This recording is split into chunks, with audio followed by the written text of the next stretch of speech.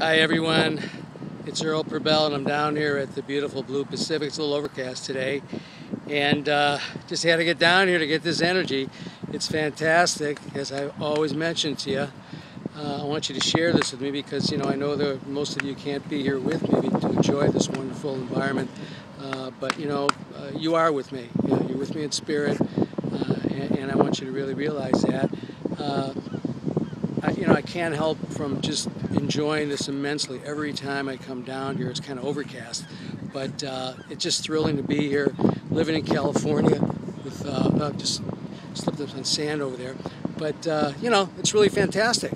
And I was thinking about tonight. It's the last day of the Republican convention, and we're going to be hearing Mitt Romney give his speech, after the nomination, and it better be terrific because, as far as I'm concerned, right now, the perfect GOP ticket is Romney-Rice. I mean, Ann Romney and Condoleezza Rice. She was spectacular last night, and the night before, Ann Romney gave a really fantastic speech. I thought it was really great.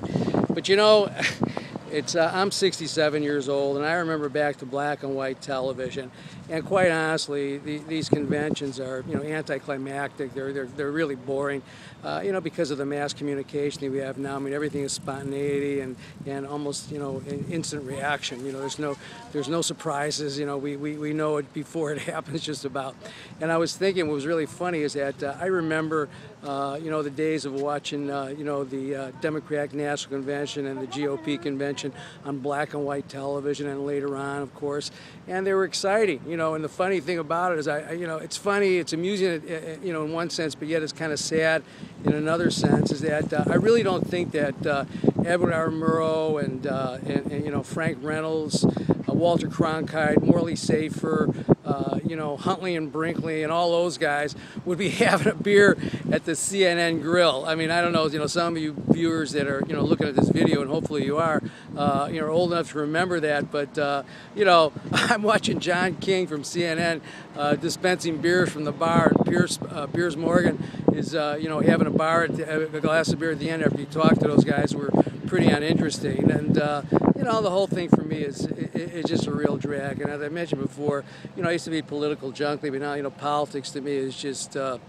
don't know, it's boring, and it's just, quite honestly, it makes me sick to my stomach, what's going on, so, I don't know. I still haven't decided what I'm voting for. And the thing about it is that I keep mentioning is that, we need to vote because that's our duty as, American citizens. But, these are not tough, hard choices to make. I mean, there's virtually right now, there's no choice. I mean, what's really going on? Nothing's happened in the last 4 years.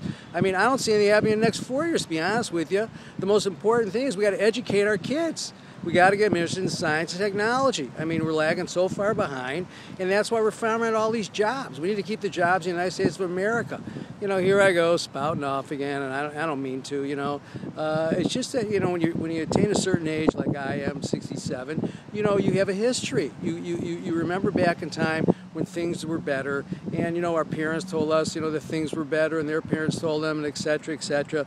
So always remember. In times like these, it's always to remember there have always been times like these. So, we just got to keep our hopes up and hope everything is going to work out all right. And, again, if we lose hope, we lose everything. We have to keep hope.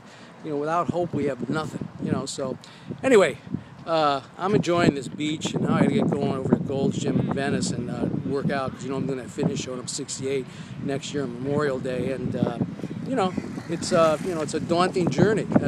I've always kept myself in pretty good shape. So, but it's still an inordinate amount of work to get ready for one of these shows.